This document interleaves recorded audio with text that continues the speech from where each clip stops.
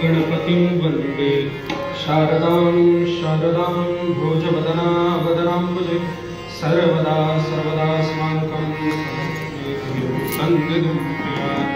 नमस्ते भगवते नारदाय महात्मने कामक्रोधविहीनाय दक्षिणामूर्तवराय च। नमस्ते व्यासविशालबुद्धे फुल्लारविन्दाय तपत्रनेत्र येन त्वया हरततैलपूर्णः प्रज्वालितज्ञानमयप्रदीपः। मूकं करोति वाचालं पङ्गुं लङ्घयते गिरिं यत्कृपातमहं वन्दे परमानन्दमाधवम्।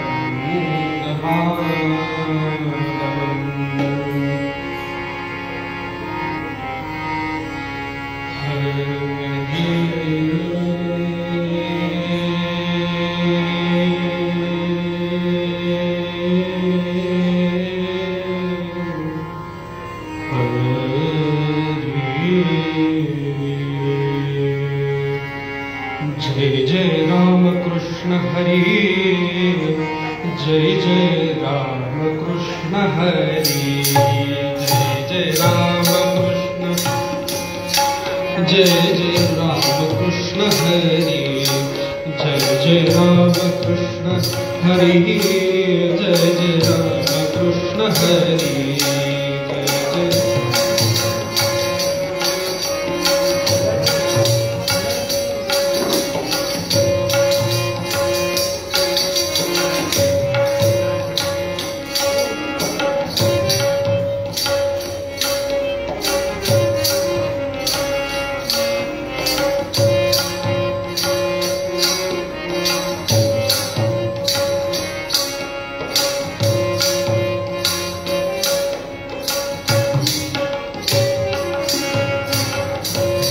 नवनीरदसम नवनीत प्रिय नवलवि नोद बिहारी।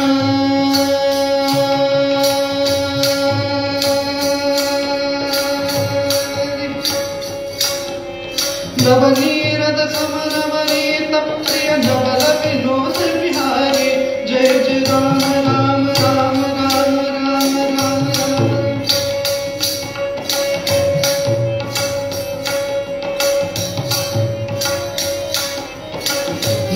दुर्वासुनुत दुःख विमोचक, दुर्वासुनुत दुःख विमोचक, दुर्जन संगम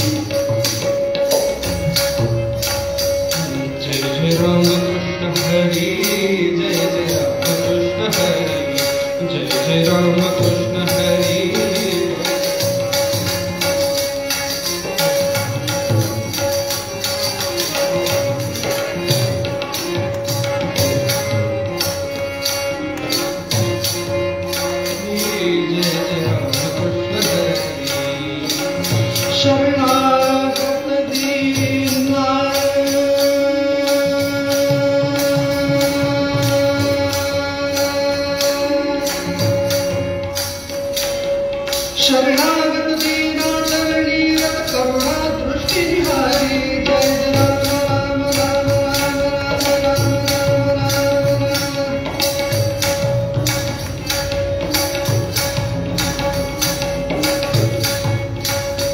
जय जय राम कृष्ण हरि, जय जय राम कृष्ण हरि, जय जय राम कृष्ण हरि, जय जय राम कृष्ण हरि, जय जय राम कृष्ण हरि, जय जय राम कृष्ण हरि।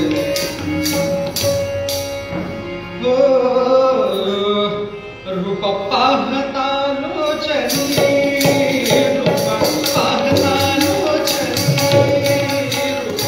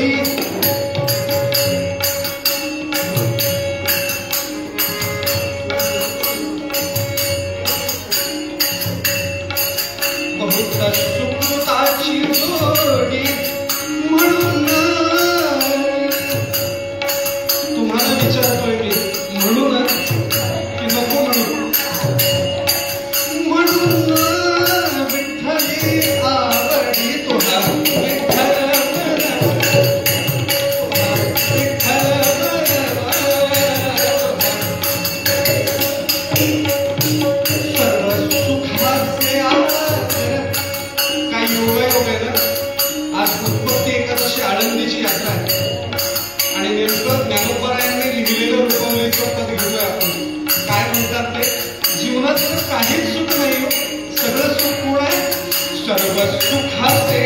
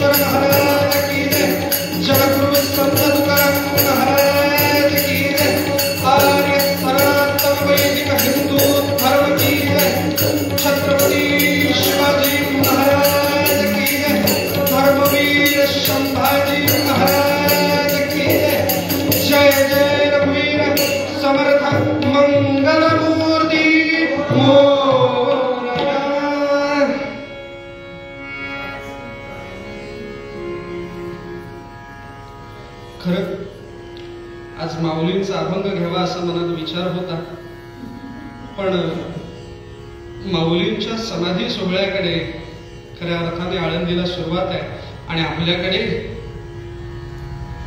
हरी कीर्तनोत्तेजक या सभेच्या वर्धापन दिनाचा हा संयोग आणि त्याच्यामुळे नामदेवराय म्हणजे ज्ञानोबारायांच्या समकालीनच असणारे संत ज्यांनी प्रेमाची इतकी सुंदर भूमिका आपल्यापर्यंत पोहोचवली त्यांचा अतिशय सुंदर असा अभंग चंद्रकंस नावाच्या रागामध्ये.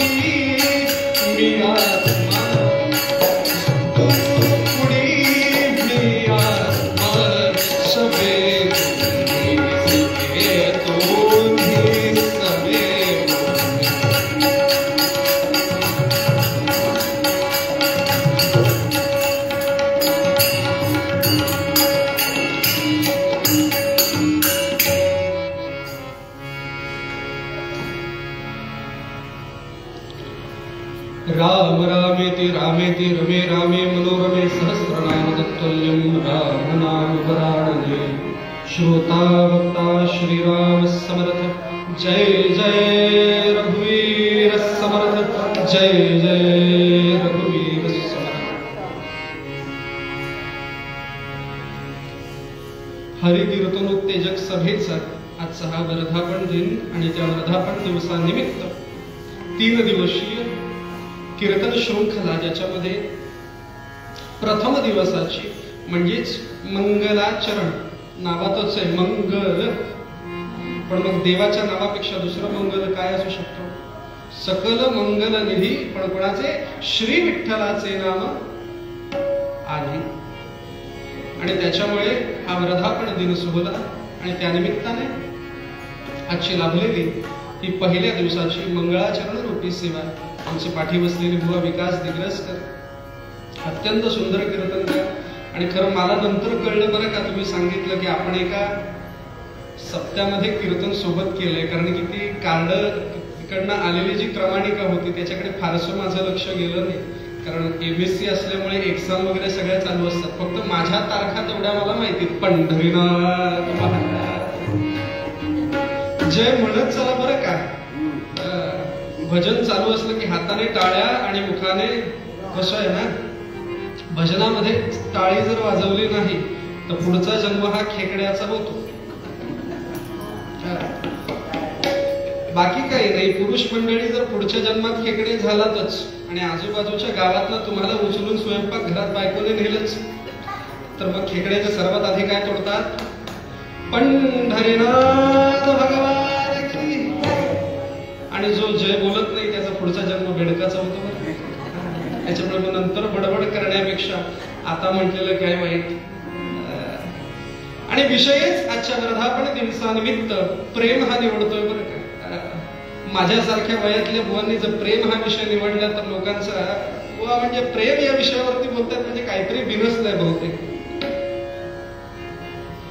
पण मुळात वर्धा इति वर्धापनः, जी गोष्ट सतत वाढत जाते त्याला प्रेम असं म्हणतात. वाढल्याने दिल्याने जी गोष्ट वाढते ते प्रेम, आणि ज्याने समूल नायनाट होतो ते द्वेष. एक आर्या सांगितली की म्हणजे पटकन कळेल ना आपल्याला की मुळात प्रेम कसं असतं महाराज. प्रेमे प्रेम बढ़ावे,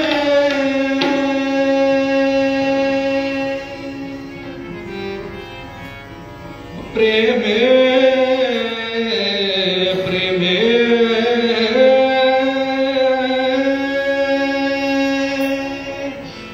प्रेमे प्रेम बढ़ावे, द्वेषाने वाढतो अधिक द्वेष.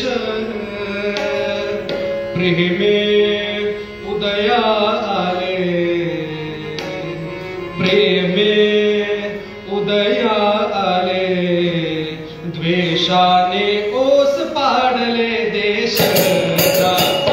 राम राम सीतापते राम नाम, राम राम राम सीतापते राम, राम राम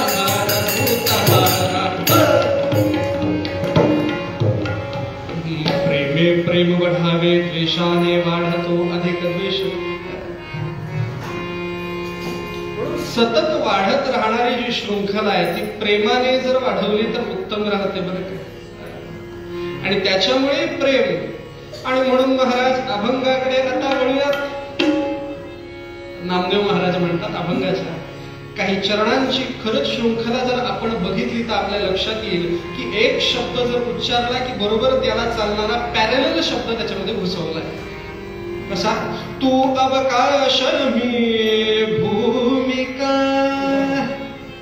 नामदेव महाराज म्हणतात प्रेमाने मी तुझ्या इतक्या जवळ येऊन ठेपलोय की तू जर अवकाश आहेस तर मी भूमिका. आकाशाचं नाव घेतलं की जमीन.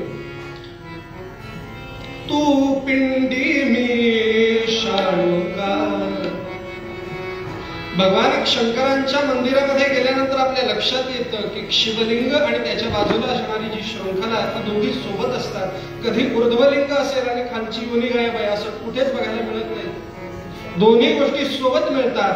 याचा अर्थ ऊर्ध्वलिंगाकार भगवान शंकर आणि खाली असणारी शक्ती.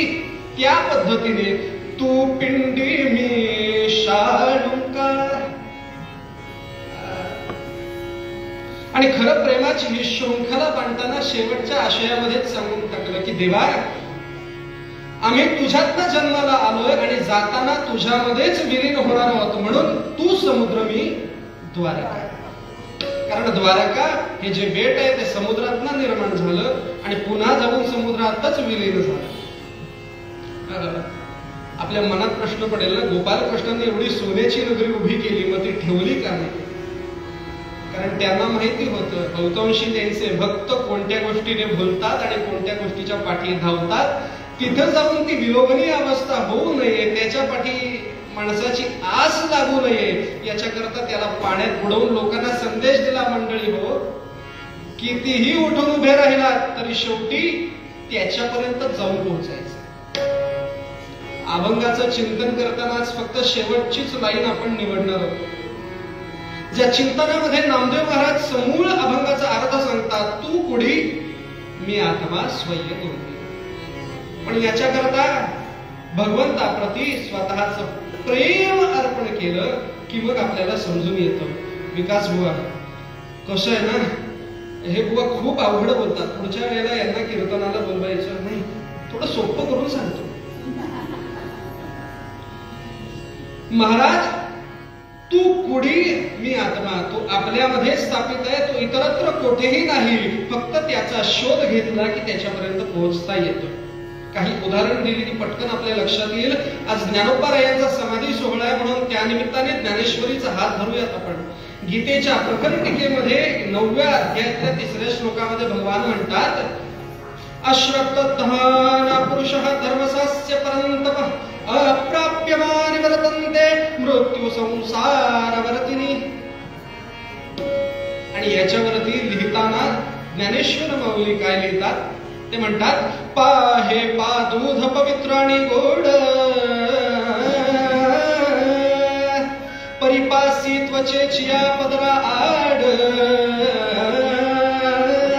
परी अभेरुन गोचिड अशुद्ध का सेवती का कमलकंदा आणि दरदुरी नांदणूक एकेची घरी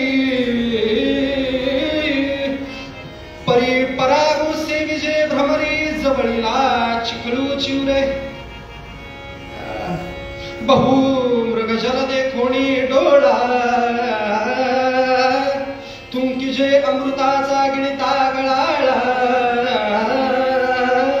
तोडिला परिशु बांधिला गळा शुक्तिका लाभे तैसा हृदयामध्ये मी रामू असता सर्व सुखाचा आरामू का भ्रांतला से कामू विषयावरी पंढरीनाथ भगवान की जय. एकेका ओळीचा अर्थ बघूया. माऊली म्हणतात की एका गायीच्या पाण्याजवळ आतमध्ये दूध आहे, अमृतासारखं दूध आहे, पण त्या पाण्याला मात्र गोचिड नावाचा किडा चिकटला. गोचिड कळतं ना, कारण तुम्ही सगळे शहरातले म्हणून गायीच्या नावाखाली फक्त आपल्याला जर्सी आणट्याच माहिती, देशी गायी माहिती. खरं पुण्यातली माझी ही पहिली वेळ आहे बरं का, आणि नारद मंदिरातली ही पहिली वेळ. वारकरी कीर्तना करता भरपूर वेळा येऊन गेलो, पण नारदीय कीर्तना करता पहिल्यांदा आलो. म्हणून मला तुम्ही सांभाळून घ्या, मी असं कधीच म्हणणार नाही, कारण मला माहिती आहे खरे पुणेकर कोणाला सांभाळून घेत. आता तुम्हीच म्हणताय, मी काहीच म्हणलेलं नाही. पंढरीनाथ भगवान नाही बाबा, किमान 8 वाजेपर्यंत मला इथं थांबायचंय. म्हणून महाराज गायीच्या पाण्याजवळ गोचिड नावाचा किडा असतो. त्या किड्याला माहिती आहे त्या पाण्याच्या आतमध्ये अमृतासारखं दूध आहे, पण मात्र तो दूध प्राशन करत नाही. काय पितो? रक्त. अगदी त्याच पद्धतीने एका चिखळामध्ये सापडलेला जो कमळ आहे, चिखळात उमळलेलं जे कमळ आहे, त्या कमळामध्ये बाहेरून येऊन भुंगा त्याच्यातला कमळकंद खाऊन जातो, मात्र त्याच्या तळाशी असणारा जो बेडूक आहे तो चिखलाशिवाय दुसरं काहीच खात नाही का? लगेच उदाहरण तिसरं देतात महाराज, बहु मृगजला देखोणी डोळा. एक माणूस वाळवंटात चाललाय, त्याला प्रचंड तहान लागली, आता जर पाणी मिळालं नाही तर मग जीव जातोय की काय अशी अवस्था येते. आणि अशा वेळेला भगवंताला त्याची दया आली म्हणून भगवंताने वरून अमृताचा बिंदू त्याच्या मुखामध्ये सोडला. पण ते सोडत असताना अचानक रस्त्यात कुठेतरी अशी चमकणारी गोष्ट, ज्याला आपण मृगजल असं म्हणतो. मृगजळ या अर्थी जिथे पाणी दिसतं पण तिथे ते नसतं, अशी अवस्था. अजून सोपं करून सांगू, फारसं बसमधनं प्रवास केल्यानंतर काही खाल्लं की पटकन रॅपर स्वच्छ भारताच्या नावाखाली आपण रस्त्यावरती टाकतो. म्हणजे कितीही अगदी योजना राबवल्या तरी आपण आपल्या पर्यंत त्या योजना पोहोचू देत आणि मग आपणच बोंब घालतो, अजून विकास झाला नाही, विकास झाला नाही, कसा होणार? पंढरीनाथ भगवान की. आणि मग त्या रॅपरवरती सूर्याची किरण पडली की ती परावर्तित होतात. हे इंग्रजीत झालं ना, थोडं मराठीत सांगतो. त्या रॅपरवरती येणारी सूर्याची किरण ही रिफ्लेक्ट होतात आणि रिफ्लेक्ट झाली की आपल्याला वाटतं तिथे काहीतरी चमकतंय, पण तिथे काही चमकत. अगदी त्या पद्धतीने मृगजळ दिसलं, तो प्यायला गेला आणि स्वतःच्या तोंडातला अमृताचा बिंदू त्याने खाली पाडला आणि शेवटी तिथे न आभासी असणारं असं मृगजळ बघायला गेला आणि मृत्यूला मात्र त्याने कवटाळून घेतलं का? बरोबर चौथं उदाहरण असंच आहे. एका 18 विश्व दारिद्र्य असणाऱ्याच्या घरी भगवान प्रसन्न झाले. सध्या मार्गशीर्ष महिना, महालक्ष्मी झालीच प्रसन्न त्याच्यावर आणि त्याला दिलाच आणून परीस नावाचा दगड. पण मात्र त्या दगडाचा उपयोग कसा करावा हे त्याच्या लक्षात नसल्यामुळे तो दगड तोडला आणि स्वतःच्या गळ्यात बांधला. उपयोग काय? आणि बरोबर 5वं उदाहरण माऊलीने अंतिम शेवटी आपल्या समोर ठेवलंय. तैसा हृदयामध्ये मी रामू, तसा तो तुझ्या हृदयामध्ये आहे, पण असता सर्व सुखाचा आराम. सगळ्या सुखाचा आगर आपण बघितलं, सर्व सुखाचे आगर बाप रखुमा देवी. पण एवढ्या सर्व सुखाचा आगर असताना देखील का भ्रांतलासे कामू विषय सुखाच्या मागे जाऊन माता आपल्या लक्षात येतं. गाईच्या पाण्याला चिटकलेले गोचिड कोण? आपणच. शिखर खाणारे बेडूक कोण? तहानेने मरणारा प्रवासी कोण? आणि परीस बांधणारे मूर्ख दगड कोण? पंढरीनाथ भगवान की. कारण आपल्या जवळ आहे ना, त्याने सदोदित आपली साथ कधी भगवंताने सोडली नाही. तो सतत आपल्या करता झटतोय, पण आपण मात्र त्याच्याकडे कायम दुर्लक्ष केलं. आपल्याकडे असताना देखील महाराज आईच्या गर्भापासूनच भगवंताची शृंखला आपल्या पाठीत चालू होते. आठवा भगवद्गीता किती सुंदर वर्णन करतं महाराज, ज्याच्यामध्ये साधारण एक 3 महिने 4 महिने ओलांडले की आईच्या गर्भामधल्या त्या अर्भकाला प्राण येतात. एक साधारण 4 महिन्यानंतर त्याच्यामध्ये प्राण आले की साधारण अवयवांची निर्मिती होत राहते आणि बरोबर 6वा महिना जवळ आला की ते अर्भक बऱ्या अर्थी तयार होऊन पूर्ण होतं. आणि मग अशा वेळेला आपल्याकडे सगळं डोहाळे पुरवा. मग त्या डोहाळ्याच्या नावाखाली आंबट, तिखट, तेलकट, चिंबट, म्हणजे बहुतेक एवढं आंबट खाल्ल्यामुळे होणारी संतती ही आंबट शौकीन होत असते की काय, असा प्रश्न आपल्याला पडतो. आणि महाराज हे सगळं खाल्ल्यानंतर त्या शरीराची तापमान अवस्था वाढत जाते, ज्याला आपण मराठीत म्हणतो हीट वाढली. आणि ती एकदा का वाढली की पोटात असणारं ते बाळ घुसमटत जातं. बहुतेक याच्याकरता शंकराचार्यांनी लिहिलं, पुनरपि जननम पुनरपि मरणम पुनरपि जननी जठरे शयनम इह संसारे बहुदुस्तारे कृपया पारे पाहि पुरारे भज गोविंदम गोविंदम भज मूढम. याच्याकरता बहुतेक त्यांनी लिहिलं असं. आणि एकदा का त्या गर्भामध्ये त्या बाळाची अशी अवस्था झाली की ते बाळ फिरायला लागतं आणि आपल्याकडे आनंद, वा ऑल इज वेल, बाळ लाथ मारते. बघितलं ना 3 day, all is well all is well all is वेल.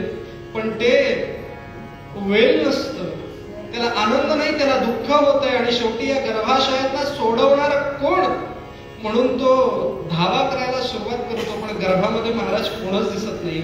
आणि जेव्हा कोणच दिसत नाही तेव्हा एकच गोष्ट दिसते, ती म्हणजे नारायण रमा रमण नारायण रमा रमण.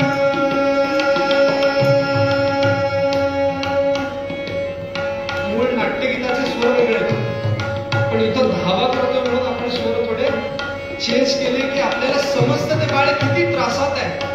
ते सतत धावा करतं. नारायण रमा रमण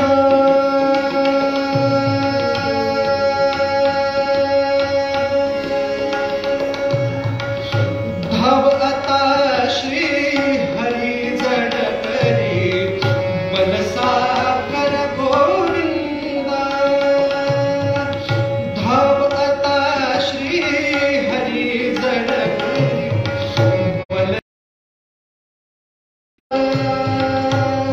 नारायण नारायण नारायण. गोपाल कृष्ण भगवान. आणि त्या गर्भामध्ये भागवत पुराण वर्णन करत गर्भो रक्षे ऋषिकेशो. त्या ऋषिकेश नावाची देवता त्या गर्भामध्ये प्रकट झाल्यानंतर महाराज वचन देते की तुझ्या करता, तुझा सांभाळ करण्याकरता सदोदित उभा आहे रे, पण तुला मी सापडत नाही, ही चूक माझी. पण ते सापडायचं असेल तर मग मात्र तुला सर्व विषयांचा त्याग करूनच माझ्याकडे येणं गरजेचं आहे. पण आपलं तो समजतं, गर्भातलं बाहेर पडलं की अगदी रॉयल एंट्री नाही. लहान मुलं असलं की बाबा चॉकलेट देऊन समाधानी, त्याच्यापेक्षा थोडं मोठं झालं 10वी-12वीला टक्के चांगले पडले की बस. साधारण 12वीला वगैरे गेलं युवक की नाही, आता साधारण ग्रॅज्युएशन झालं, नोकरी मिळाली की बस आता याच्यानंतर माझ्या मनात काही अपेक्षा, नोकरी लागता लागता छोकरी. आणि एकदा का छोकरी मिळाली की त्याच्यानंतर समाधानी का नाही, आता पुढे बाळ कसं होणार त्याची चिंता. बाळ झाल्यानंतर आता तरी देवाला आठवणार का नाही. अहो बाळाचा जन्म झालाय, बाळाची नोकरी, त्याची छोकरी न त्याचं सगळं येऊन टेपला म्हातारपणापर्यंत. आणि म्हातारा झाल्यानंतर पण आता जरा देवाचं भजन करा, देवाला शरण जा, वचन आठवा. तेवढं नातवाचं तोंड बघितलं की समाधान झाला नातू. पण नातू झाल्यानंतर पण समाधान मानावं का. तेवढं नातवाचं लग्न बघितलं की आमचे भाऊ विरोध करतात. बहुतांशी मेलेल्या माणसाला तिरडीवरती झोपल्यानंतर जर प्रश्न विचारला ना अजून काही इच्छा राहिली तर तो म्हणेल पेटवताना धूर कमी येईल असं पेटवा. पंढरीनाथ भगवान जागे आता सगळे, कारण वेळ एवढी उशिराची दिली आहे. आणि महाराज अशी अवस्था येण्यामागचं कारण म्हणजे जन्मभर स्वार्थ, ही गोष्ट कधी सुटतच नाही. प्रेमाची भावना राहिली लांब. आपण प्रेम म्हणजे अगदी पिक्चर सारखं नाही. तू अगर मेरी नहीं हो सकती तो मैं तुझे किसी और के होने नहीं दूंगा, हेच प्रेम का नाही. त्या भगवंताला सदोदित शरण जाणे, फक्त शरण जाणे नव्हे तर उपासनेने दृढ चालवावे. अशा पद्धतीने तुझी उपासना झाली पाहिजे त्याच्या प्रती की शेवटी तू कुडी मी आत्मा हा अभंग सार्थ झाला पाहिजे. तुझ्या प्रती त्याची सुद्धा तितकीच ओढ आहे. ही ओढ एकदा का तुला समजून आली की अभंग सार्थ होणार. पण मात्र आपण सदोदित स्वार्थाचा विचार, आयुष्यामध्ये धन या गोष्टीच्या पाठी इतकं काही आहारी जायचं की कुठून 2 रुपये वाचतायत याचा विचार करायचा. आणि त्याच्या मागे स्वतःच्या आयुष्याची हानी झाली तरी चालेल अशी मानसिकता. एक छोटं उदाहरण दिलं म्हणजे पटकन कळेल. साधारण कार्तिक मास ओलांडून गेला की जानेवारी नंतर आपल्याकडे लोक पौष महिना ओलांडला, चैत्र महिन्याच्या आसपास लोक वास्तुशांत आधी अनेक मुहूर्त लागतात. अशाच पुण्यामधल्या एका बुवांनी, सदाशिव पेठेमधल्याच एका गुरुजींनी एका माणसाला यादी लिहून दिली पूजेची. त्याने सगळ्या वास्तुशांतीची पूजेची यादी सगळी चाळली, हळद कुंकू अबीर सगळं वाचलं. शेवटी त्याच्या लक्षात आलं की खाली 40 नारळ लिहिले. अरे मग असं करूयात, सर्वात जास्त पैसे जिथे खर्च होणार आहेत तिथून आपण सुरुवात करूया. आणि मग मात्र वाण्याच्या दुकानात तो गेला आणि वाण्याच्या दुकानात जाऊन म्हणतोय, नारळ कसे दिले? वाणी पण हुशार, 40 रुपयाला एक नारळ. आणि हा बाबा त्याहून हुशार, 40 नारळ घ्यायचे, 2 रुपये कमी करा. वाणी गुप्ता सारखा हुशार, 40 काय 400 घेतले तरी 1 रुपया सुद्धा कमी होणार नाही. निघाला दुसऱ्या दुकानात आणि पुण्यावरनं उलटी फेरी महाराज मुंबईकडे जाता जाता सापडला लोणावळा. लोणावळ्याला उतरला, वाण्याच्या दुकानात गेला. नारळ कसे दिले? नारळ 25 रुपयाला एक. 40 रुपयाला मिळणारा नारळ 25 रुपयाला एक. वाणी हुशार, 40 काय 400 घेतले तरी 1 रुपया सुद्धा कमी होणार. बोलत चला. लोणावळ्यावरनं निघाला, जवळजवळ पेण गाठलंच त्याने. आणि पेणला गेल्यानंतर कळलं, लोणावळ्याला 25 रुपयाला मिळणारा नारळ इथे फक्त 15 रुपयाला. पण तिथे सुद्धा घासाघीस करण्याची सवय गेलेली. बसला गाडीत आणि पोचला अलिबागच्या समुद्र किनाऱ्यावर. आणि तिथं गेल्यानंतर कळलं, नारळ फुकट. फक्त अट एक आहे, स्वतःच्या हाताने काढायचं.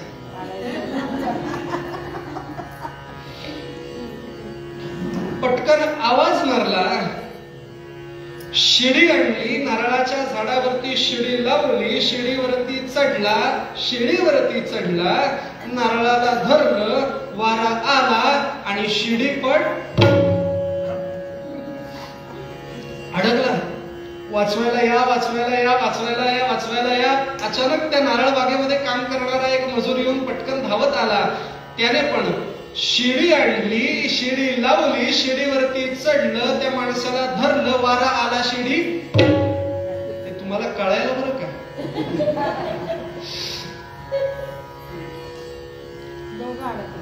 नारळ एक आणि अडकलेत किती? आता धावा, वाचवायला या. मालक धावत आला, शिडी आणली, शिडी लावली, झाडावरती चढला, वारा आला, शिडी पट. आता नारळ किती आणि अडकलेत किती? आता खालचा जो मालक आहे तो वरच्याला म्हणतोय, दादा हात सोडून, वाटल्यास तुला माझ्याकडनं 4 कोटी रुपये देतो, पण हात सोडू. मधला नोकर हुशार, आजकाल मालकापेक्षा नोकरच हुशार असतात. ते नोकर म्हणतोय तो तुला 4 कोटी देईल, पण मालकाचे चोरलेले 2 कोटी माझ्याकडे आहेत, ते मी तुला देतो, पण तू हात सोडू. खालच्याचे 4 कोटी, वरचेचे 2 कोटी, 6 कोटी. 2 रुपये कसं वाचेल याचा विचार करून पुण्यावरनं अलिबागला गेलेला तो 6 कोटी मिळताय हा आनंद आला. आनंदाने टाळी वाजवली आणि पंढरीनाथ भगवान. फक्त स्वार्थाच्या पोटी जाऊन भक्ती सार्थ होत नाही महाराज. आपल्याला वाटतं ज्ञानाने सुद्धा सार्थकता येते, फक्त बुद्धी मिळाली तर प्रेम येतं असं नाही बरं का. बुद्धी मिळाली, माझं पुन्हा एकदा वाक्य ऐका, ज्ञान मिळालं, बुद्धी मिळाली, अक्कल मिळाली तर माणसामध्ये प्रेम येतं, भगवंताच्या प्रती समर्पितता येते. अशातलाही भाग नाही बरं का. आणि त्याच्यामुळे या सगळ्या गोष्टी माझ्याकडे याव्यात, पण हे येत असताना माझ्याकडे बळ आहे, माझ्याकडे ऐश्वर आहे, स्वार्थ साधण्याची वृत्ती असली पाहिजे मला. कारण मीच जर काही कमवलं नाही तर मी देवाला काय अर्पण करणार नाही. थोड्या वेळापूर्वी ज्यांनी कार्यक्रमाला देणगी दिली आहे किंवा जी माईक सिस्टम दिली यांचं नाव घेतलं गेलं, आपल्याला विशेष आनंद झाला पाहिजे अशा व्यक्तींकरता. कारण असे होणारे जे श्रोते आहेत ते दुर्लभ आहेत. शतशो जायते शूरः सहस्रेषु च पंडितः वक्ता दशसहस्रेषु, पण दाता भवती मानवान. जो दाता आहे तो जवळजवळ दुर्मिळ आहे. म्हणून हे सगळं असताना सांपत्तिकता माझ्याकडे आहे, माझ्याकडे ह्या सगळ्या गोष्टी असताना देखील माझ्याकडे जर प्रेम नसेल भगवंताला अर्पण करण्याकरता, तर मग अवस्था कशी होते. नाथ महाराज किती सुंदर म्हणतात ना, भक्ती प्रेमा विण ज्ञान नको देवा, भक्ती प्रेमा विण ज्ञान नको देवा, अनुभव नित्य नवा तया मागे, अनुभव नित्य नवा तया मागे, अनुभव नित्य. प्रेम सुख देई, प्रेम सुख देई,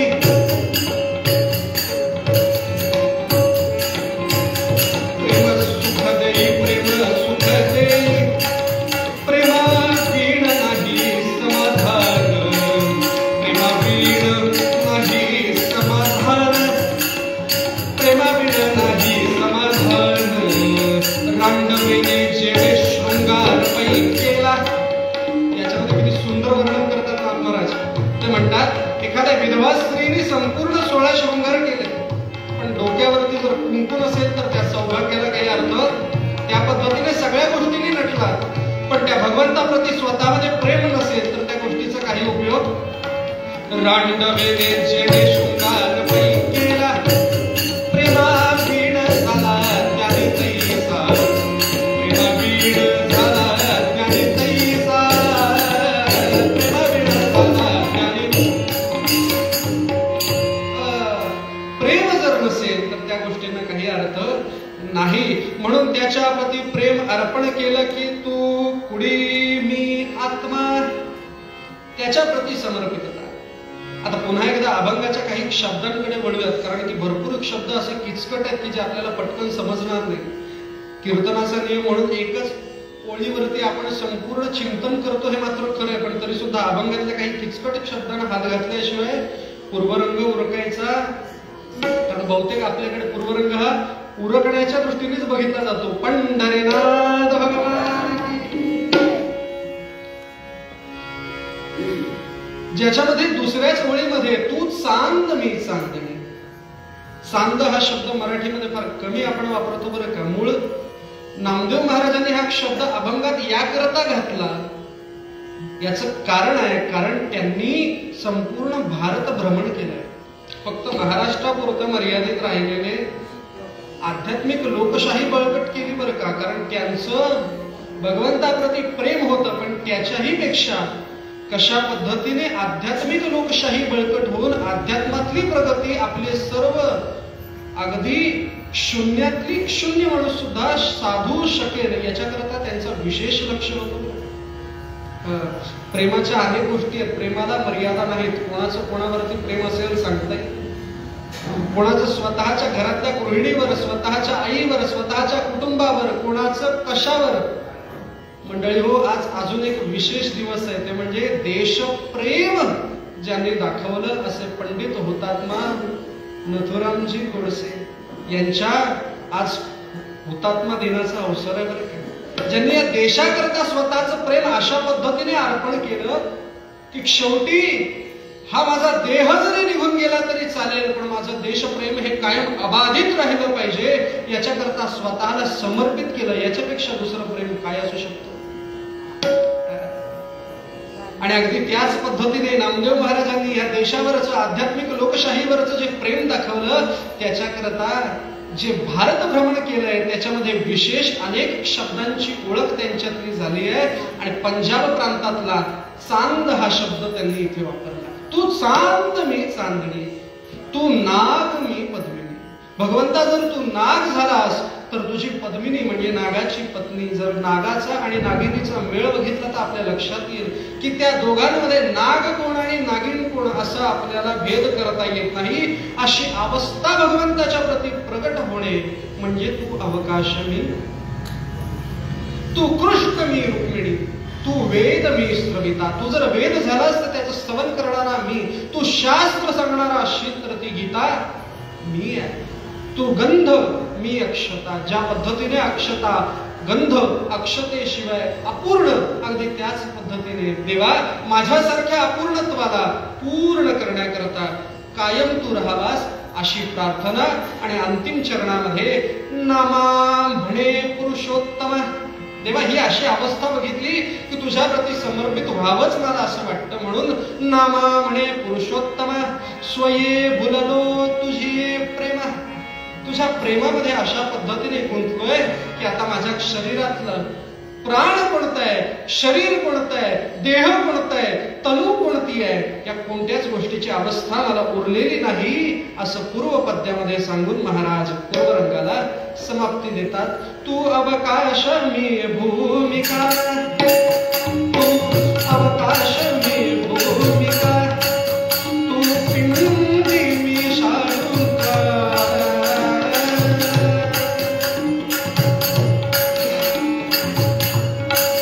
तू अवकाश मी भूमिका, तू पिंडी मी शालुका, तू समुद्र मी द्वारका.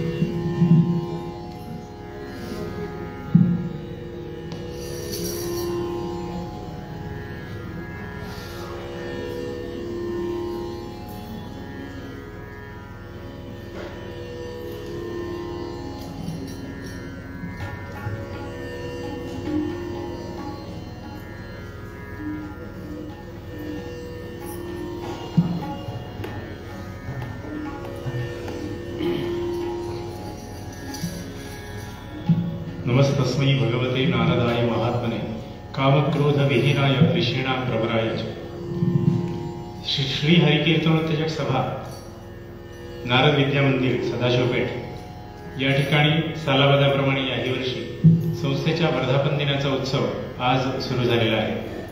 आजचा दिनविशेष असा आहे की आजची उत्पत्ती एकादशी अत्यंत सुमुहूर्त आहे आणि अशा या संस्थेच्या वर्धापन दिनाच्या उत्सवाच्या पहिल्या दिवशी ज्यांचं कीर्तन या ठिकाणी सुरू आहे, हरिभक्तपरायण कीर्तनबुवा गुप्ता यांचा अतिशय थोडक्यात परिचय मी या ठिकाणी करून देतो. बुवांना परिचय ज्या वेळेला मागितला त्यावेळेला बुवांनी खूप थोडा परिचय मला पाठवलेला होता. बुवांना म्हटलं तुमचा अधिकचा परिचय पाठवा. ते म्हणाले कीर्तन ऐकलं की तुमच्या लक्षात येईल. आणि त्याची प्रचिती आज आम्हाला आलेली आहे. अत्यंत तरुण आणि तडफदार असे कीर्तनकार आज आपल्याला लाभलेले, त्यांचा परिचय मी या ठिकाणी करून देतो. हरिभक्तीपरायण केतन महाराज गुप्ता, पाली, रायगड, जिल्हा रायगड. त्यांचं लौकिक शिक्षण जे आहे ते BSc झालेलं आहे आणि आत्ता ते मुंबई विद्यापीठातून MSc ऑर्गॅनिक केमिस्ट्री या विषयामध्ये करत आहेत. पाली येथील हरिभक्तीपरायण चव्हाण महाराज यांच्याकडे वयाच्या 13व्या वर्षापासून त्यांनी वारकरी कीर्तन शिकायला सुरुवात केली आणि त्याचबरोबर अखिल भारतीय कीर्तन संस्था दादर या ठिकाणाहून त्यांनी नारदीय कीर्तनाचं प्रशिक्षणाचं पहिलं वर्ष पूर्ण केलेलं आहे. लहानपणापासून वक्तृत्व गायनाची आवड असलेले बुवा, आडनाव जरी गुप्ता असलं तरी देखील मराठी मुलखात वाढल्यामुळे आणि मराठी लोकांमध्ये राहिल्यामुळे आणि सगळ्यात महत्वाचं म्हणजे ते पालीला राहतात, बल्लाळ विनायकाचा त्यांच्यावरती कृपा आशीर्वाद आहे असं आपण म्हणूया. आणि त्यांची वाणी प्रस्फुटित झाली आणि कीर्तन हे त्यांना काय म्हणूया आपण, कीर्तन लाभलं असं म्हणूया. बरोबर आहे? कारण जिथे विनायकाचा आशीर्वाद आहे तिथे कुठल्याच गोष्टीची कमी पडणार नाही. हे बुवांचं कीर्तन ऐकल्याच्या नंतर आपल्या सगळ्यांच्या लक्षात येते. आणि परिणाम असा आहे की बुवांनी आता महाविद्यालयामध्ये असताना विद्यापीठ स्तरावर त्यांनी कीर्तन करण्याची संधी प्राप्त त्यांना झालेली विद्यापीठ स्तरावर. त्याचबरोबर विशेष सांगायचं म्हणजे युवकांमध्ये कीर्तनाच्या विषयी जागृती निर्माण करण्याचं काम बुवांनी विद्यापीठामध्ये केलेले आहे. त्याचबरोबर रायगड प्रशासनाकडून दिला जाणारा रायगड भूषण पुरस्कार बुवांना 2020 साली प्राप्त झाला. म्हणजे अतिशय अल्प वयामध्ये. बुवांचं आत्ताचं वय जर पाहिलं तर 24 वगैरे असेल, 22च आहे, चुकलो. आणि त्यांना रायगड भूषण पुरस्कार 2020 साली मिळालेला आहे. म्हणजे 18व्या वर्षीच मिळाला असंच म्हणायला हरकत नाही. त्यानंतर रायगड जिल्हा प्रशासनाकडून दिला जाणारा मानाचा रायगड भूषण पुरस्कार तर मिळालेलाच आहे, पण महाराष्ट्र राज्य वारकरी संप्रदायाकडून दिला जाणारा राज्यस्तरीय उत्कृष्ट युवा कीर्तनकार पुरस्कार 2022 साली बुवांना मिळालेला आहे. बुवांचं आणखी एक वैशिष्ट्य सांगायचं झालं तर बुवांना ज्योतिषशास्त्राचा अभ्यास करण्याची आवड आहे. 5 वर्ष त्यांनी स्वतः ज्योतिषशास्त्राचा अभ्यास केलेला आहे आणि आता ते ज्योतिष सांगतात सुद्धा. मुंबई, रायगड, पुणे, वसई, विरार, गोरेगाव, कोकण तसंच गुजरातमधील सुरत, बोर्डी आणि महाराष्ट्राच्या सीमेवरचं गाव घोलवड अशा अनेक ठिकाणी बुवांची कीर्तनं झालेली आहेत आणि आज पुण्यात देखील होत आहे. त्याचबरोबर आजपर्यंत नारदीय आणि वारकरी कीर्तनं अशी मिळून बुवांची 2000हून अधिक कीर्तनं झालेली. आणि नुकताच मे महिन्यामध्ये म्हणजे उन्हाळ्याच्या सुट्ट्यांमध्ये वाया कशी नाही घालवायची सुट्टी, जो अभ्यासक असतो तो काहीही वाया जाऊ देत नाही. आणि तसं बुवांनी मे महिन्याच्या सुट्टीत माहीमचं काशी विश्वेश्वर मंदिर जे आहे त्या ठिकाणी महिनाभर कीर्तन करण्याचं केलेलं आहे. आणि त्याच वेळेला माझी सुद्धा दादरच्या विठ्ठल मंदिरामध्ये कीर्तनं सुरू होती. अडचण अशी होती की त्यांची आणि माझी कीर्तनाची वेळ एकच होती, म्हणून माझी आणि त्यांची तिथे भेट होऊ शकली नाही. पण तिथे महिनाभर कीर्तन करण्याची क्षमता बुवांची आहे हे त्यांनी दाखवून दिलेले आहे. आणि असे बुवा यांनी नारद मंदिरात सुद्धा एक महिनाभर कीर्तन करावं अशी मी त्यांना विनंती करतो, कारण इथे सुद्धा रोज कीर्तन असते. असे बुवा आज आम्हाला लाभले, त्याबद्दल त्यांच्याविषयी ऋण व्यक्त करतो. आणि त्यांनी असंच प्रेम हरिकीर्तनाची एक सभा नारद मंदिरावर ठेवावं अशी विनंती करतो. नारदांचा प्रसाद त्यांना देतो, त्याचा स्वीकार त्यांनी करावा.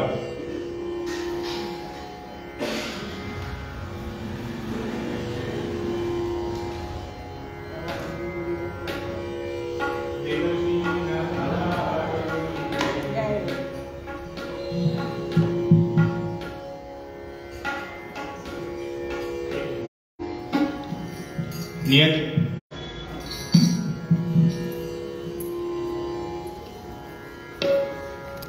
सर्वांनी हात जोडूया. श्री कृष्ण गोविंद हरे मुरारे हे नाथ नारायण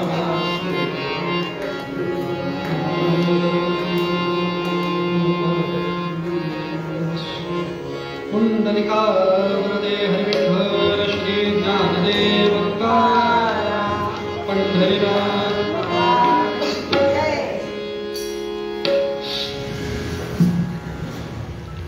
बुवांनी बराच काही परिचय माझा करून दिला. खरं आज सध्याचं वातावरण असल्यामुळे आणि सकाळीच आळंदीचं सगळं कार्यक्रम असल्यामुळे थोडी सर्दी आणि त्याच्यामुळे मुळात आज मंगलाचरणाचं कीर्तन या अर्थी काहीतरी मंगल व्हावं असं बुवांनी फोन केला तेव्हा आधीच त्यांनी सांगितलं. मंगलाचरण म्हणजे अगदीच गणपतीचं आख्यान नको, पण मग आपण थोडं आज कर्नाटकाची सैर करूया. भगवान व्यंकटेशाचं कल्याणम आणि भगवान व्यंकटेशाचं म्हणजे कल्याणम याचा अर्थ इकडचं नाही तर बुवा म्हणतील इथं कारण आता डोंबिवलीचे गुन्हे बुवा आहेत मग डोंबिवली आणि त्याच्या पुढचं स्टेशन कल्याणमच्या बाबतीत म्हणतायत तसं नाही ना. कल्याणम या शब्दाचा अर्थ लग्न आणि त्या लग्नानंतर विठ्ठलाची उत्पत्ती इथपर्यंत आपल्याला पोहोचायचंय. मुळात या कथेची सुरुवातच देवर्षी नारद महाराजांपासून होते. देवर्षी नारद भूलोकावरती अवतरित होतात आणि कुठून तरी त्यांच्या कानामध्ये हळूच स्वर येत आहेत. प्रजापतये नमः स्वाहा, प्रजापतये नमः, आग्नये नमः स्वाहा, आग्नये इदं नमः. आणि मुळात सदैव भजनरत असणारे नारद महर्षी स्वतःच्या विणेवरती आणि चिपळीवरती प्रसाधन करत प्रसंगावधान राखत हळूच मार्गस्थ होतात. महाराज राधाधर मधुमिलिंद जय जय, राधाधर मधुमिलिंद जय जय.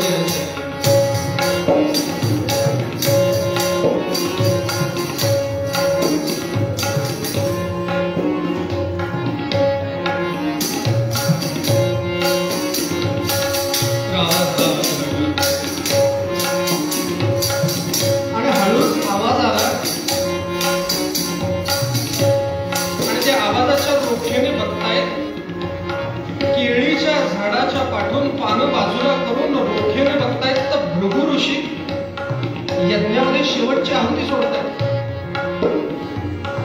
यज्ञेन यज्ञयन्त देवा हस्तानि धर्माणि कृतवान्याः सन्देहनाकं महिमानं स्वचंद्र यत्र पूर्वेः साध्यासन्ति देवा. आणि महर्षी जाऊन पोहोचतात आणि महाराज भृगूंच्या पाठी उभे असलेले नारद महर्षी आणि स्वतः त्रिकाल ज्ञानी असल्यामुळे भृगू पटकन ओळखतात आणि विचारतात, देवर्षी तुमचं या ठिकाणी आगमन कोणत्या कारणाकरता झाले? तेव्हा नारद महर्षी म्हणतात, एवढं मोठं यज्ञ करताय खरं, पण मग त्या यज्ञाचं फळ कोणाला अर्पण करणार नाही? आणि आता मात्र यज्ञाचं फळ कोणाला अर्पण करणार असा प्रश्न आल्याबरोबर भृगु ऋषी म्हणायला लागले, याचा शोध आपल्याला घ्यावा लागणार आहे. या यज्ञाच्या फळाकरता कोण कारागीर आहे, या यज्ञाच्या फळाकरता कोण पात्र आहे हे बघण्याकरता मी आता त्रिलोकाची सैर करतो. आणि महाराज भृगु ऋषी स्वर्गामध्ये आणि पोहोचल्यानंतर सर्वात पहिले पोहोचले ब्रह्मदेवतेच्या द्वारावरती. आणि ब्रह्मदेवतेच्या द्वारावरती उभं राहिल्याबरोबर महाराज सारे ग म प म प ध नि सा, सारे ग म प म प ध नि सा. एकापेक्षा एक उत्कृष्ट नर्तक आणि ब्रह्मदेव आणि ब्रह्मदेवतेची पत्नी सावित्री आणि समोर मानस कन्या सरस्वती वीणावादन करते. भृगु ऋषींनी आवाज मारला, ब्रह्मदेवा मी तुम्हाला पुण्यफल प्रदान करण्याकरता आलोय, लक्ष. पण मात्र स्वतःच्या संगीतमय अवस्थेमध्ये व्यस्त असल्यामुळे काही लक्ष दिलं. शेवटी रागाने अहंकाराने प्राप्त होऊन भृगूने श्राप दिला, जा ब्रह्मदेव, तुमची या भूलोकावरती पूजा कधीच होणार. म्हणून आज सगळ्यांची मंदिरं आहेत, पण ब्रह्मदेवतेचं मंदिर. आणि आता मात्र शोधायला सुरुवात केली आणि नेमके येऊन पोहोचलेत कैलासात. आणि कैलासात बघितलं तर काय महाराज, जटाटवी गलज्जल प्रवाह पावितस्थले गले वलंब्य सगळं हेच चाललंय. भगवान शंकर बाजूत राहतात, भगवान शंकर नृत्यामध्ये जातात आणि बाजूला माता पार्वती. भगवान शंकर जे नृत्य करतात त्याला तांडव म्हणतात. माता पार्वती म्हणायला लागल्या, भगवान शंकर नृत्य करतायत, मी तरी का गप्प बसू. लगेच आई गिरिनंदिनी नंदित मेघनी विष्णुविनोदे निश्रंते गिरिवर विंध्य शिरोधरी वासनी जिष्णुविलासनी जिष्णुते भगवती हे श्रीकंठकुटुंबिनी भूरी कुटुंबिनी भूरी कृते जय जय हे महिषासुर. थांबा, लक्ष द्या, तुमच्या दरवाजावर भृगू आले.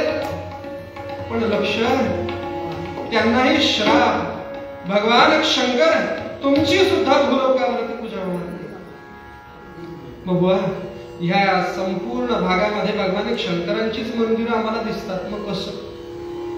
एक अपवाद आपल्या लक्षात येईल की उशापामध्ये भगवान शंकरांची पूजा म्हणजे मूर्ती पूजा नाही, पण भगवान शंकर हे कायम शिवलिंग रूपामध्ये पूजले जातात. आणि आता तिथून स्वारी निघाली आहे वैकुंठाकडे. आणि वैकुंठात गेल्यानंतर महाराज अतिशय सुंदर वर्णन आहे. भगवान विष्णू शेषशय्येवरती आरूढ आहेत, स्वतः शयन करत आहेत, योग निद्रा चालू आहे आणि माता लक्ष्मी पाय दाबती आहे. खूप वेळ द्वारावरती उभं राहून सुद्धा लक्ष दिलं नाही. शेवटी आता यांना श्राप द्यायचं नाही आणि रागात क्रोधात अभिमानात इतके मंत्र की शेवटी जाऊन भगवान विष्णूंच्या वक्षस्थळावरती लाथ मारली. आणि जशी लाथ मारली तशी भगवान विष्णूंची निद्रावस्था बाजूला झाली. पटकन भृगूंचे पाय धरले. जाऊ प्रभू, ह्या वज्रासारख्या कठोर वक्षस्थळावरती पाय मारल्यामुळे तुमच्या पायाला जखम तर नाही ना? काय म्हणावं याला नाही. इतकी नम्रता, इतकं प्रेम बघून भृगू ऋषी म्हटले, बस सापडला. शेवटी सर्व पुण्य फळ भृगू ऋषींनी नारायणांना अर्पित केलं आणि स्वतःच्या मार्गाने मार्गस्थ झाले. आणि आता परत झोपायला जाणार. पण झोपायला गेल्यानंतर कळलं की नंतर पायाची जी मालिश होत होती ती काही आता होत नाही. खाली बघितलं तर रागावलेलं दिसते प्रकरण. अगं लक्ष्मी, काय झालं काय? छे, मी तुमच्याशी बोलतच नाही. काय तुमचं नेहमीच? बाहेरची लोक येऊन तुम्हाला मारून जातात, तुम्ही काय बोलत सुद्धा नाही, उलटा त्यांची सेवा करता. आपल्यासारखंच ते मी होते म्हणून टिकले.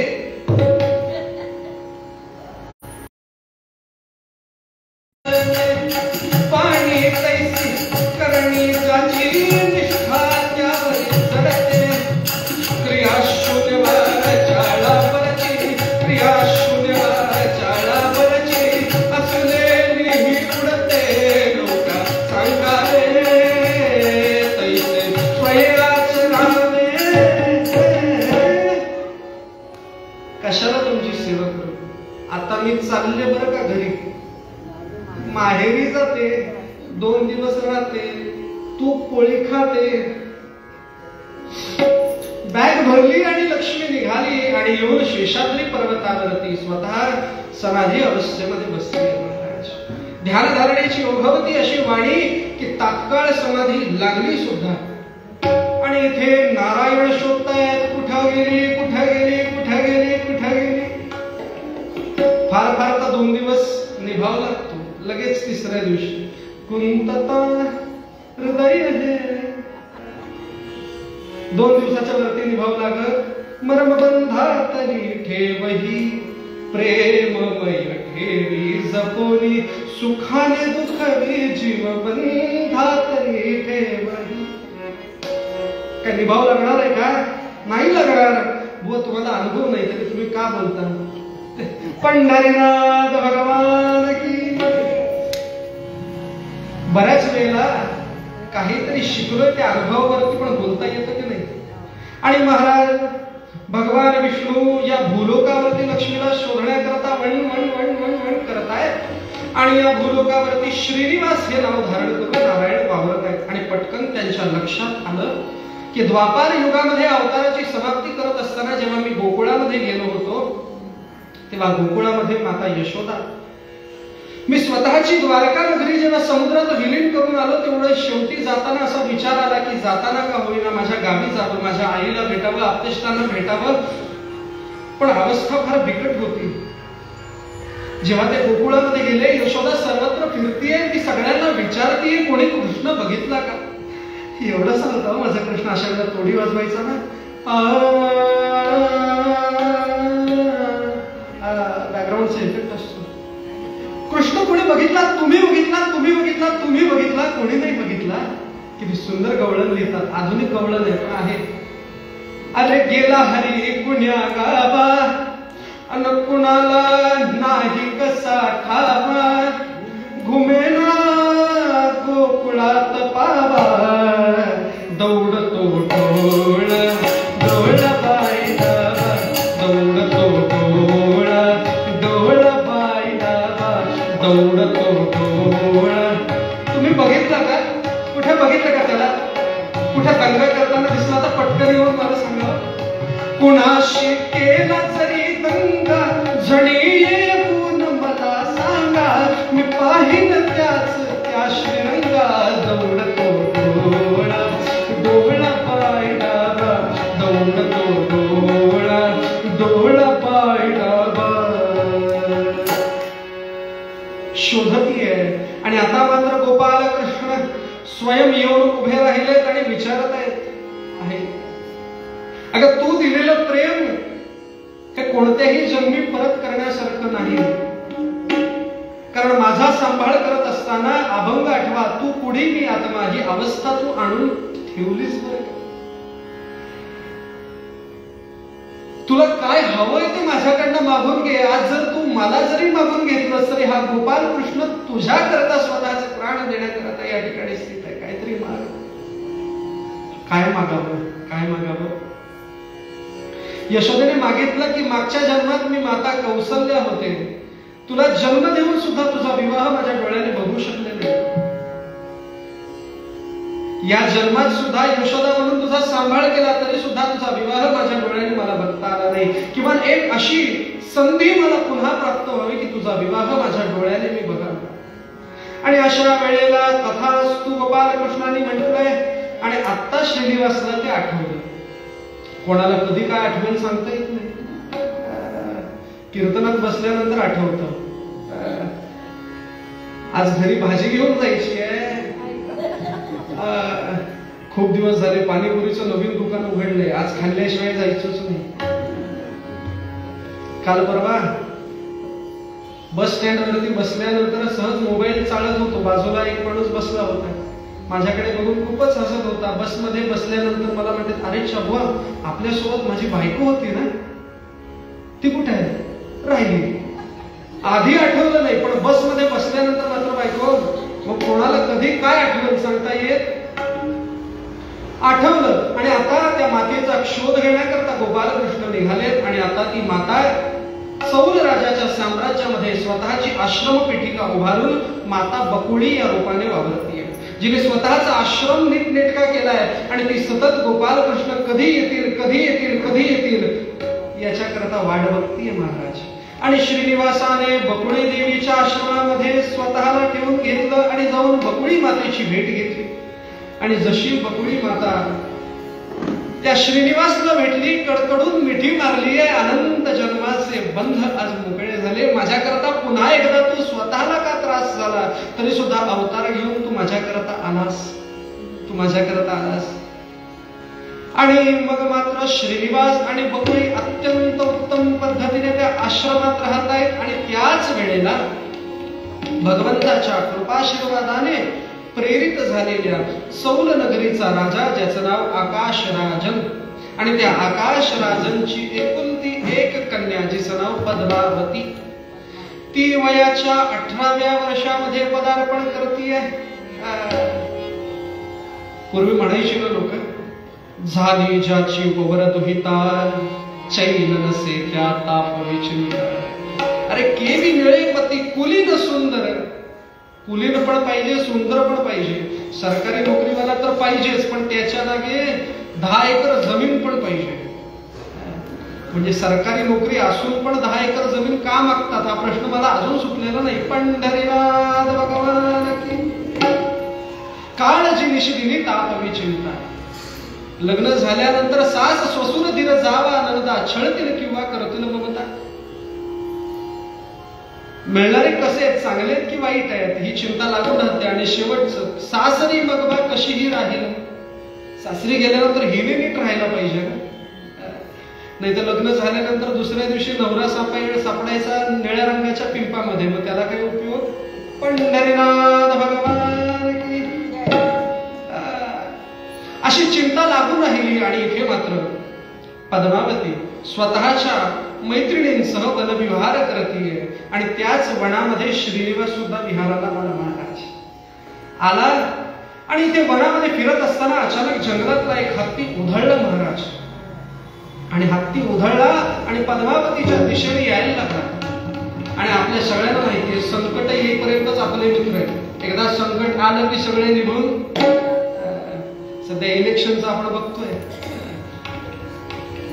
फॉर्म भरण्यापासून निवडणुकीच्या तारखेपर्यंत तुमच्यासोबत सगळे, तुमचं खाणार पिणार गोळा उधळणार सगळ्या गोष्टी करणार. निकाल लागल्यावर सीट पडली रे पडली, दुसऱ्याच्या गुलाला जाऊन आंघोळ करून मोकळे कार्य करते. आजकाल ते पण हुशार झाले. पंढरीनाथ भगवान की जय म्हणत चला. हिरण्यकश्यपू आलेला नाही ते, म्हणजे त्याच्या दरबारात होतं ना, देवाचं नाव घ्यायचं नाही. पंढरीनाथ भगवान की. आणि हत्ती उधळलाय महाराज. आता सगळे निघून गेले, सगळे निघून गेलेत. मात्र आता मला वाचवायला कोण येणार, कोण येणार. धावा धावा मला वाचवा,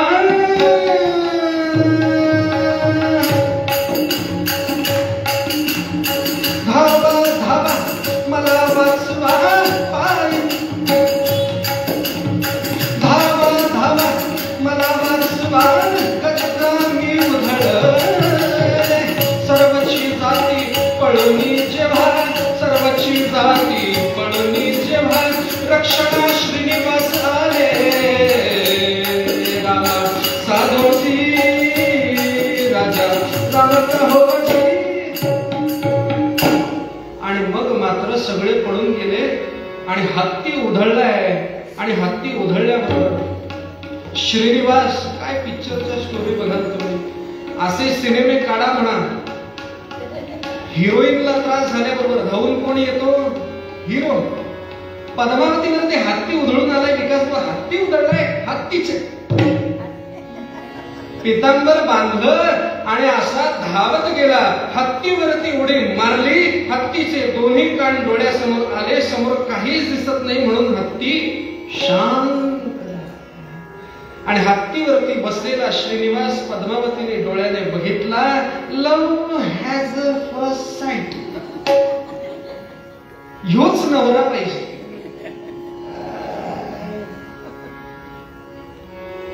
घरी आली. घरी आल्यानंतर कुठल्याच गोष्टीत मन रमेना. भेटीत दृष्टता मोठी. कधी जवळ सुखाने बसलो, दुःखात सुखाला हसलो. त्या सागर तीरी आठवणींनी वाळत मारायला रेघा. या जन्मासाठी जन्म घरच्यांना कळतं बरं का प्रेमात पडलेली मुलं. आणि काल परवा वाकडे तिकडे भांग पाडून फिरणारे सरळ भांगेत सापडले की समजायचं पंढरीनाथ भगवान. आणि अशीच अवस्था श्रीनिवासची सुद्धा आहे बरं का. आणि इथं बकुळी मातेला श्रीनिवास सांगतोय, आई ग आता ती वेळ जवळ आली. बकुळीने विचारलं काय झालं. म्हणे मला एक अतिशय सुंदर युवती दिसते, तिच्याशिवाय काही मन रमेना. अशी अवस्था आली. बकुलीने विचारलं कोण आहे ती. आपल्या गावचा राजा आहे ना, आकाश राजा, त्याची कन्या. पोटात बळच आला. मुलाने मुलगी बघावी. ती कोणती, गावातल्या राजाची. आपल्या घरी 18 विश्वदारिद्र्य. त्यांना जाणार तरी कसं स्थळ मागायला नाही. पण तरी सुद्धा बकुळीने हौस न मोडता आता जाण्याचा निश्चय केला. सौल राजाच्या दरबारामध्ये, आकाश राजांच्या दरबारामध्ये जाऊन उभी राहिली. आणि आकाश राजांना सांगितलं, राजा अरे अशी अशी गोष्ट आहे, माझ्या मुलाकरता तुझ्या मुलीचं स्थळ अतिशय उत्तम आहे बरं. आता ह्या दोघांची प्रेमाची जोड एकत्र झाली आहे. आता ह्या दोघांना विलग करू नको. अरे ह्या गोष्टी करता मी तिसरा जन्म घेते. हा जन्म वाया नको रे घालू. किमान ह्या जन्मामध्ये तरी माझ्या डोळ्यांना ते सुख लाभावं याच्याकरता मी आली आहे, याच्याकरता मी आली. पण आकाश राजन, छे तुमचं आणि आमचं कसलं काय. तुम्ही गरीब आम्ही श्रीमंत, आमचं आणि तुमचं काही जोड आहे? बकुली म्हणतीये, राजा तुला काय ऐश्वर्य पाहिजे ते सांग, काय ऐश्वर्य पाहिजे ते सांग. अरे माझा मुलगा, ऐसा जो समर्थ ब्रह्मांडाचा धनी, अरे तो ब्रह्मांडाचा धनी आहे तुझ्याकरता, पण चौल राजा कितीही राजा असला तरी समाधानी नाही ना. आणि त्याला श्रीमंती फक्त पैशातच मोजता येते, त्याला बाकीची श्रीमंती माहिती नाही. आमच्या मीराबाई म्हणायच्या, पायोजी मेने राम रतन धन पाहिजे, पण त्याला राम नकोय, फक्त रतन धनच पाहिजे. म्हणून त्याने सांगितलं की 7 बैलगाड्या भरून सोनं, बैलगाड्या पण सोन्याच्या, त्याला लावलेली बैल सुद्धा सोन्याने मढवलेली, आणि त्या बैलगाड्याच्या व्यतिरिक्त बाकीचे येणारे बैल, वराडीमध्ये बैल, त्यांना पण सोन्याने मढवायचे. अशी वरात आली की माझ्या मुलीचं लग्न तुझ्या मुलाबरोबर. आता मात्र आला प्रश्न, आणायचं कुठून? बकुली मातेने ही शंका श्रीनिवासासमोर मांडली आणि श्रीनिवास म्हटला, फक्त एवढंच पाहिजे ना चल. आणि महाराज जाऊन कुबेराच्या दरवाजावरती उभा राहिला आणि कुबेराला आवाज मारला, कुबेरा अरे तुझ्या दरवाजावरती मी आलोय, मला या गोष्टी पाहिजेत. याद्या काढल्या. कुबेर हुशार, सगळे बँकेचे जे अध्यक्ष असतात, मॅनेजर असतात, ते असेच हुशार असतात. नाही म्हणजे तुमचं हे लोन आम्ही सँक्शन करू, पण हे परत कधी देणार? आजकाल लोन घेऊन पळून जाणाऱ्यांची संख्या वाढली आहे, त्याच्यामुळे बहुतेक असं असेल. पंढरीनाथ भगवान. आणि इथे मात्र कुबेराने हे लोन सँक्शन केलं, पण आता ह्याची परतफेड कशी करावी म्हणून श्रीनिवासाने सांगितलं, कलियुगामध्ये माझे भक्त येतील का? ते भक्त तुला मला सुवर्णदान करतील आणि ते सुवर्ण तुझ्या भांडारामध्ये टाकतील आणि त्याच्यातनं हे सगळं कर्ज फिटेल बरं का. आणि तेही जर कर्ज नाही फिटलं तर कलियुगाच्या अंतामध्ये मी कल्की रूपाने येऊन तुझं कर्ज नक्कीच फेडल्याशिवाय राहणार. वचन पण अशांकडनं घ्यावी जे पाळतात, जे पाळतच नाहीत त्यांचा प्रश्न. पण आणि इथे मात्र श्रीनिवासला त्या सगळ्या गोष्टी कुबेराने दिल्या आणि बकुली माता वर माई वडून ठार, वरून सोन्यापासून लगडलेली मूर्ती, जन्मात कधी सोन्याच्या गोष्टींकडे सुद्धा बघितलेलं नाही, कधी सौख्य आराम सुख चैनाच्या गोष्टी काय असतात हे काहीच माहिती नाही. आणि असं असताना एकदम असं ऐश्वर्य आलं की माणसाला आश्चर्य व्हायला होतं. पण मग मात्र माझ्याकडे या ऐश्वर्यापेक्षाही मोठं धन जर असेल तर मग त्या धनाकडे बघायची गोष्ट काय? साक्षात श्रीनिवास माझ्या बाजूला असताना या धनाचं अपेक्षाच नाही महाराज. वरमाई बनून ठाम आणि बैल जोडलेली सगळी, सोन्याने भरलेल्या सर्व बैलगाड्या आणि निघालेल्या महाराज वरात. वरातीला असं नाही वाचू, वरात कशी असते,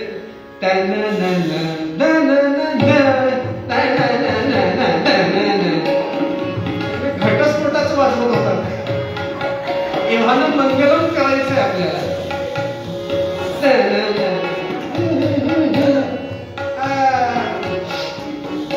वरात ठाम येऊन उभी राहिली चौल राजाच्या दरवाजावर.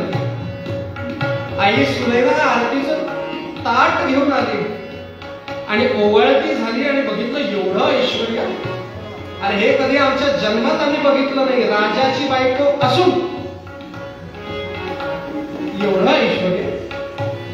या या या या या काल परवा सभेमध्ये जी भांडणं झाली त्याला विसरा, एवढं सोनं आणलंय.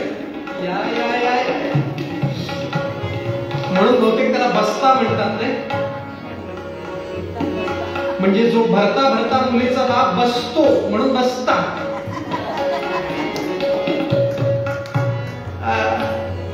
लग्नाचा मांडव उभारलाय आणि जाऊन उभे राहिलेत महाराज.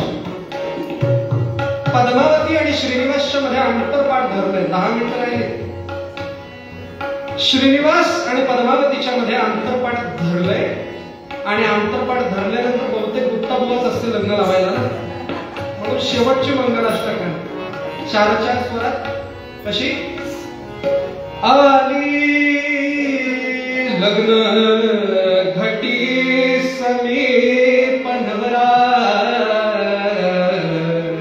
घेऊन यावा घरा. इथं लग्न चालू आहे आणि देवर्षी नारद उठून उभे राहिले आणि पटकन कुठे गेले? शेषाद्री पर्वतावर, जिथं लक्ष्मी समाधी अवस्थेत आहे. अरे बाबा होय, तुझा नवरा लग्न करताय आणि ते आधी दुसरं, आणि तू इथं कुठे ध्यान धारणा करत बसले? चल चल चल चल. आणि इथं लग्न. महाराज आली लग्न घटी समीप नवरा घेऊन यावा घरा. गृह्योते मधुपर कपूजन करा. अंतपटाते धरा दृष्टा दृष्ट वधूवरान करणे रे. दोघे करावी उभी वाजंत्री बहुगल बलान करणे रे. लक्ष्मीपते मंगलम शुभमंगल. थांबा, हे लग्न होऊ शकत नाही. आणि श्रीनिवासाने पाठी वळून बघितलं तर लक्ष्मी. काय कळतंय की नाही तुम्हाला? इथूनच सुरुवात. बाहेर बरेच कीर्तन करत असेल, पण घरी गेले तर कळतंय का तुम्हाला? इथून सुरुवात. अहो, तुमच्या करता मी एवढं त्याग करून समाधीला बसले आणि तुम्ही लग्न करताय आणि त्यागी दुसरं. छे, आता तुम्हाला तुमचं तोंड सुद्धा बघायचं नाही. आणि मात्र लक्ष्मी निघाली कर्नाटकात निघालेली लक्ष्मी कोल्हापूरच्या मार्गाने करवीर नगरामध्ये येऊन स्थापित झाली. म्हणून आपण म्हणतो बालाजीचं दर्शन घेतल्यानंतर आपण कोल्हापूरला का जातो त्याचं कारण आहे. पण आपल्याला आज इथं नाही थांबायचंय, विठ्ठलापर्यंत पोहोचायचंय ना. आणि महाराज इथं पद्मावती आणि श्रीदेवी आणि भूदेवी या रूपामध्ये बालाजी तिथं कायमच स्थायिक झाला. पण श्रीनिवास मात्र शोधायला गेलाय. लक्ष्मी कुठे गेली, कुठे गेली, कुठे गेली, कुठे गेली? कर्नाटकात निघणारे दोन मार्ग आहेत. एक मार्ग हुबळी मार्गे, एका मार्गातना करवीर नगरापर्यंत येऊन बेळगाव ज्याला आपण म्हणतो त्या मार्गाने कोल्हापुरात येऊन टेकतं. आणि दुसरं नारायणगंज अशा एका गावातना सोलापूर मार्गातना एका भागेत येतो. आणि सोलापूर मार्गातना श्रीनिवास येताना पटकन त्याच्या लक्षात आलं, अरे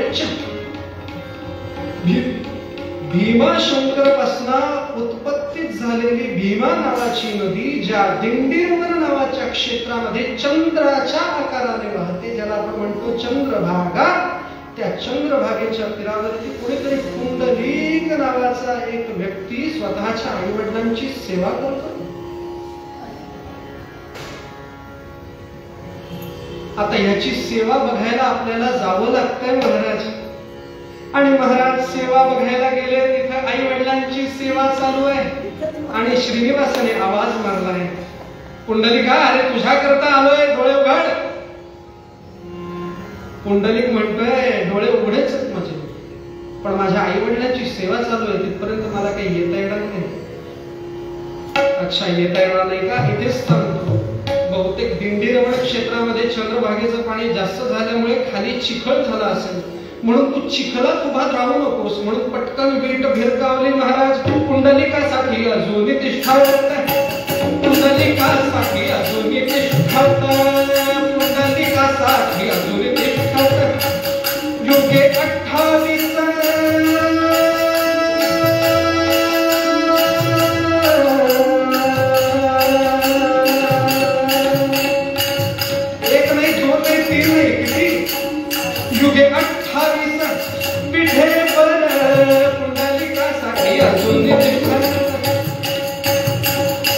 पुंडलिकासाठी अजून तिष्ठत, पुंडलिकासाठी अजून तिष्ठत. आणि तो विठ्ठल परमात्मा. आता याचं वर्णन आपण करूया थोडक्यात, कारण 5 मिनिटात आपल्याकडे. तो विटेवरती येऊन उभा राहिला महाराज. आपल्या लक्षात येईल कमरेवरती हात का ठेवले. कधीतरी विटेवरती उभं राहून बघा, आपल्याला कळेल दोन्ही पाय सम ठेवल्यावर माणूस बॅलेन्सेड राहत नाही. मग तो बॅलेन्स करण्याकरता कमरेवरती हात ठेवला की माणूस तटस्थ उभा राहतो की नाही. पण मग कितीही देव असलास तरी पण तू कुठून आलायस? कर्नाटकात आलायस. कुठे आलायस? महाराष्ट्रात आलायस. म्हणून तुला आम्ही नाव काय देणार? कर्नाटकच. म्हणून ज्ञानोबारायांनी पण वर्णन करताना हेच केलं. कानडा विठ्ठलू कर्नाटक तेने मजला वेरे. पण आता ह्या जागेचं महत्व पुण्यात आल्यानंतर गदिमांचे शब्द निघतातच आमच्याकडनं, ते सुटत नाही. म्हणून गदिमा किती सुंदर मालकंस रागामध्ये म्हणतात ना महाराज. काय म्हणतात? कानडा राजा पंढरीचा.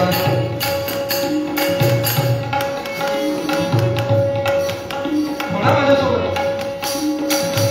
कानडा राजा पंढरीचा. कानडा राजा पंढरीचा. वेदा नाही कळला. वेदा नाही कळला. अंतपारयाचा. कानडा राजा पंढरीचा.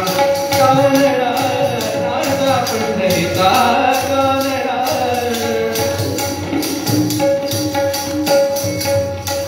वेळ झाली म्हणून आपण शेवटचाच कडवं घेऊया. पुढचे 2 कडवे लॅप करूयात. 8 वाजायला. हा नाम्याची खीर टाकतो. सोखोबाची गुरे राखतो.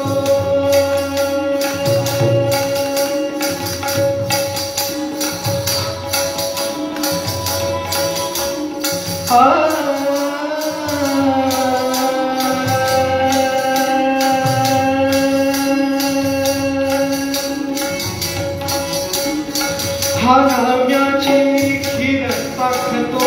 सोखोबाची गुरे राखतो. पुरंदराचा परमात्मा. पुरंदराचा परमात्मा. वाणी कामातीचा. कानडा राजा पंढरीचा. कानडा राजा पंढरीचा. कानडा राजा पंढरीचा. पंढरीनाथ भगवान की जय. अशा पद्धतीने एकदा का त्याच्या प्रती समर्पित झालो महाराज की तो बकुळीला सुद्धा अंतर देत नाही.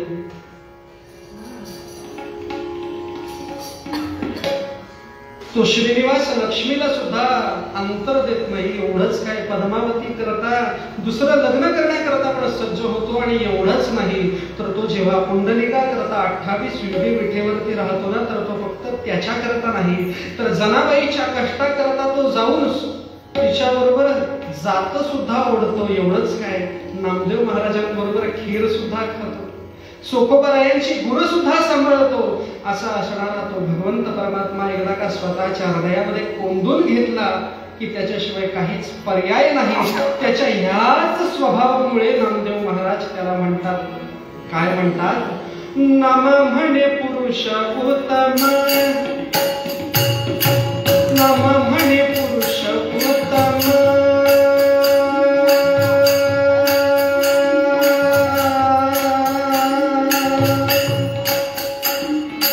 नाम म्हणे पुरुष उत्तम. स्वये भुलतो तुझी प्रेमा.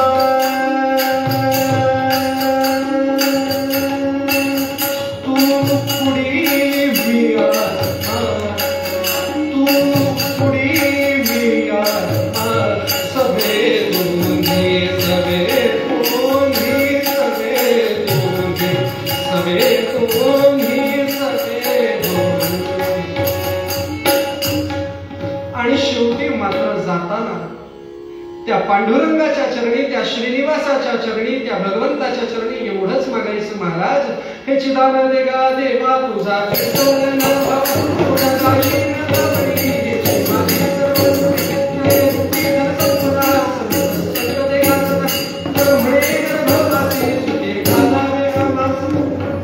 बोलण्याच्या ओघात एखादा अपशब्द राहिला असेल तर आपल्या उदाहरण करण्यात आपण सर्वजण क्षमा करावी. या सर्व मंडळींनी मला याकरता कीर्तना करता आमंत्रित केलं, त्याच्याकरता त्यांचे आभार. आणि झालेली कीर्तन रूपी सेवा तुमच्या सर्वांच्या हृदयामध्ये स्थित असणाऱ्या त्या भगवंत नारायणांच्या चरणी समर्पित करून या ठिकाणी थांबतो. आरती आपले बुवाच घेणार आहे, त्याच्यामुळे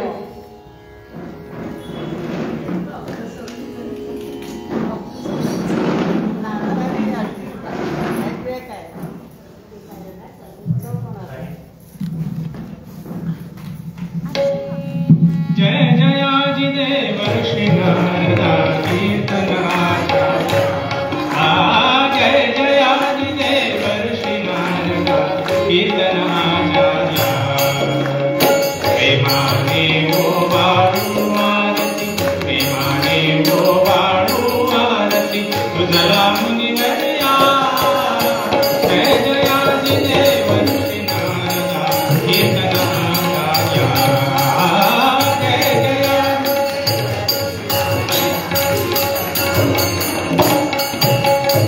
अशांत व्यासानी तुझे चरण धरिले कृष्ण कथा गावी त्यांची स्वागतिले भगवत गुण संकीर्तन करुणी भगवत गुण संकीर्तन करुणी साधी निज कार्या जय जयादिदेव ऋषी नारदा कीर्तना कार्या जय जया देव ऋषी नारदा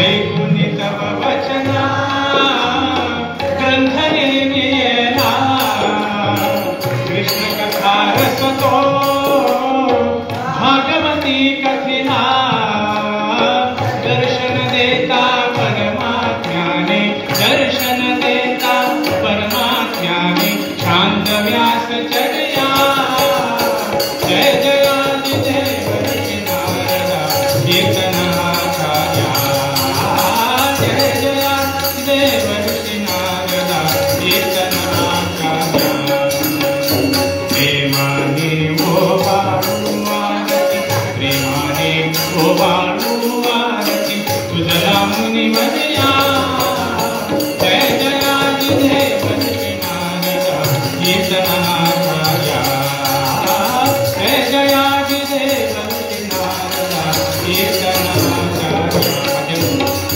खाली तोंडांना मंदिर करणार डोळ्यांना पाणी सुटते प्रेमी आनंदी आनंद पूजन भावी वाढते तुम्ही माता पिता तुम्ही बंधू तुम्ही विद्या धरण तुम्ही सर्व मंदिर काय वाचा वृत्तीने स्वाध्यात्मन सर्वस्वभा करोमि यद्य सकलं परस्मै नारायणाय समर्पयामि सुतं केशवं रामनारायणं कृष्णनामं वासुदेवं वेदनं माधवं गोपिकावल्लभं जानकीनाथं हरे राम राम राम हरे हरे कृष्ण कृष्ण कृष्ण हरे हरे राम राम राम हरे हरे कृष्ण कृष्ण कृष्ण हरे हरे राजाधिराज रामचंद्र महाराज की जय माऊली ज्ञानेश्वर महाराज की जय देवर्षी नारद महाराज की जय उपासनेला दृढ चालवावे भूदेव संतासी सदा लवावे सत्कर्मयोगे मय घालवावे सर्वामुखी मंगल बोलवावे